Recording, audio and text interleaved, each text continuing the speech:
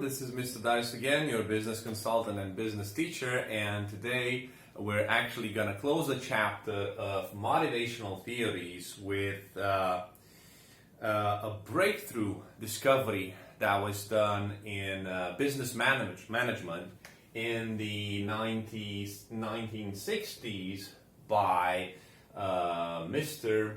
Frederick Herzberg. And what he came up with is known as the Herzberg's two-factor theory. Okay? So again, American psychologist, again, breakthrough in terms of business management. But what was very shocking at that time is that his research was conducted by interviewing just 200 employees or staff members, if you want to call them. So he came to some serious conclusions that actually radically changed the way we look at our employees today and the way we try to motivate them and the way we try to build our employer branding strategies because of this breakthrough discovery that he had. So what did his research focus on? So his research was based on interviews. Okay? And these interviews, as I said, were on a very small scale, 200 employees or staff members, and they were focusing on factors. So let's see, two kind of factors. Number one, the factors that would create good, positive feelings about your job. Okay? And the other one were the factors that would create negative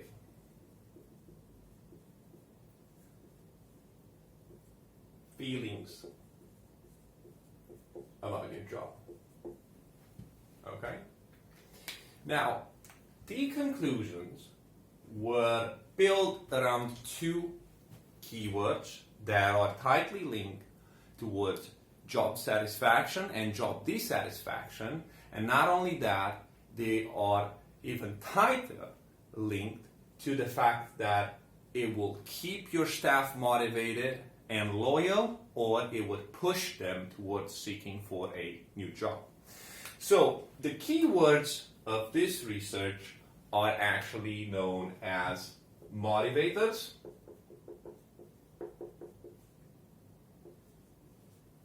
and hygiene factors.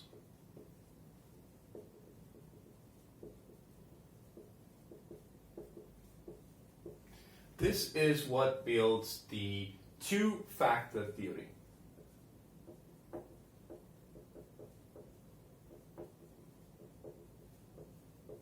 Okay? Now, motivators are tightly linked towards job satisfaction,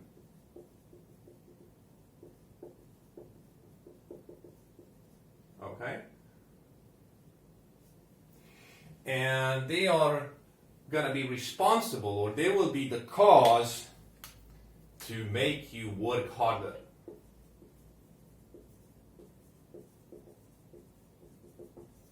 Not necessarily make you, like oblige you, but they will push you, they will fuel you to actually work harder and be much more dedicated. On the other side, hygiene factors are tightly linked with job dissatisfaction,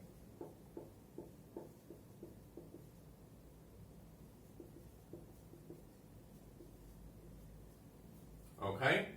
And these will actually, if they're very strong and very present and prominent, they will actually push you to find a new job.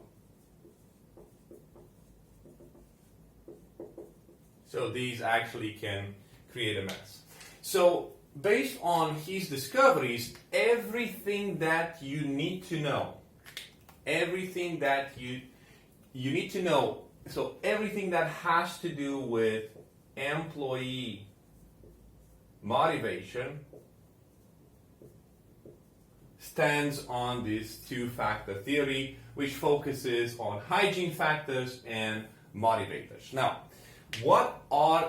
let's define these motivators. So we know they have to do with job satisfaction and with the fact that you're going to work harder and be much more dedicated. So, in fact, this is what leads motivators, is what leads employees or people to have good feelings about their job. It's what leads good employees and even bad employees to have positive feelings, good vibes about their jobs.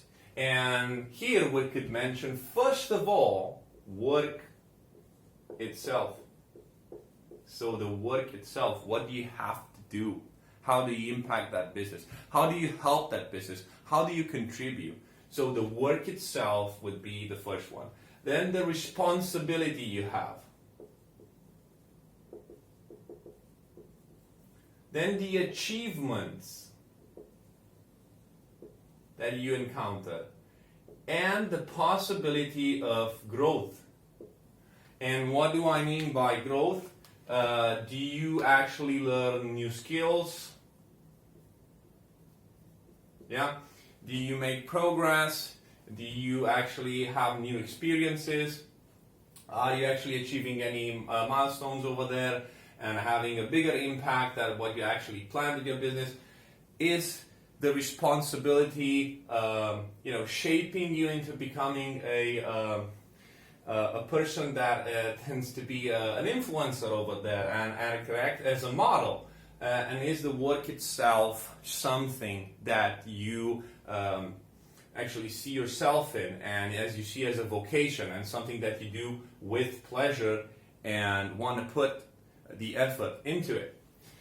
And on the other side, when it came to hygiene factors, we've seen that motivators actually focus around the job itself.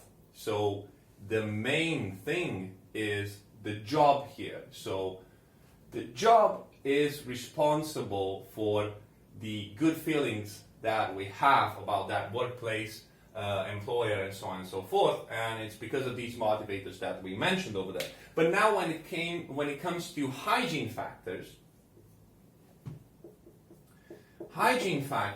are in fact extrinsic factors.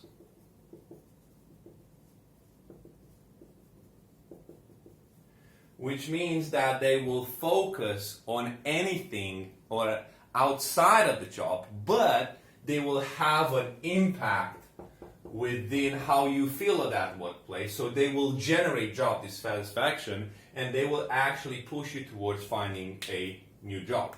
So in other words, hygiene factors is what makes employees have negative feelings about their job. Okay?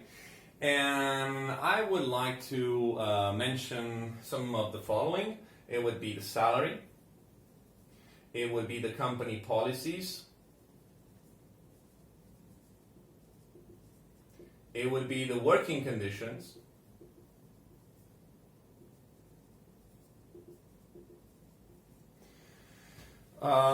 Why not relationships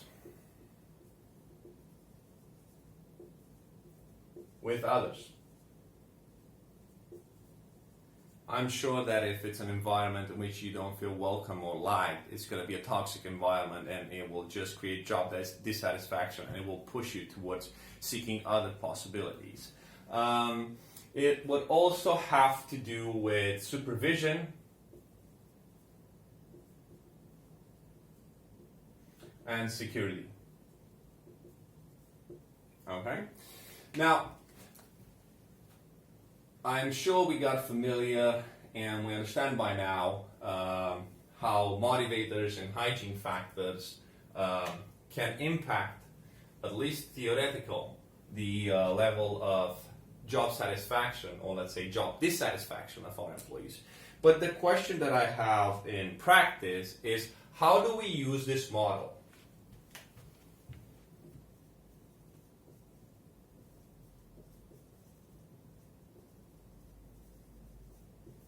Okay? Number one rule that I would keep in mind whenever I'm thinking of using this motivational theory and trying to apply it within my company would be to eliminate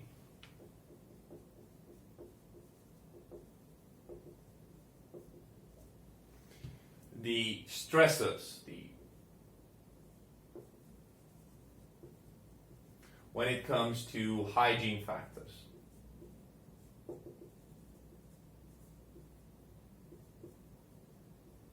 What do I mean by eliminate these stresses? Make sure you pay fair salaries. Make sure that you have only policies that are actually needed and are beneficial for the company and don't frustrate employees, and that you don't have a lot of bureaucracy if it's not needed. Make sure that the working conditions are actually fair and what you expose your employees over there is not dangerous. Make sure that you try to alleviate conflicts or potential conflicts and not leave room for interpretation, and make sure that there are transparent relationship within the employees and how you treat each other, and that you're impartial over there as a manager. Make sure you give them a sense of autonomy. Different level for each, depending on what each is capable of actually handling over there, but trusting them that they will solve an issue that you've delegated towards them or actually goes within the job description could help boost their morale and job satisfaction. And last but not least, make sure you give them some continuity, that they can rely on that contract of employment, on that salary, on your support on a longer term, and that your relationship is not purely speculative and of short term. So this is what I mean by eliminate stressors. So I'm thinking of the hygiene factors that are outside the job itself, extrinsic factors, but which will have a huge impact in the level of satisfaction towards making or performing or doing that job. And number two would be boost satisfaction through the motivators. How do you do that? So first of all, make sure you have an appealing job title, job description, that it's challenging, that it's going to help you develop new skills, that it will make you achieve something, that it will help the company and actually put you on a map over there in the company's history, and so on and so forth. So these being said, I think it's really important that we keep an eye on all these factors, whether they are motivators or hygiene factors, that actually impact what's happening at the satisfaction level that our employees are getting from performing a certain job. And just remember that although you focus on the job itself and you're doing excellent over there, if you don't create a proper environment in which that employee will flourish and be able to do his or her job properly, it will have a demoralizing effect and actually could even push them towards finding a new job. Thank you so much for watching this video, and don't forget, if you have any business queries, just drop me a line and I'll help you pull it through.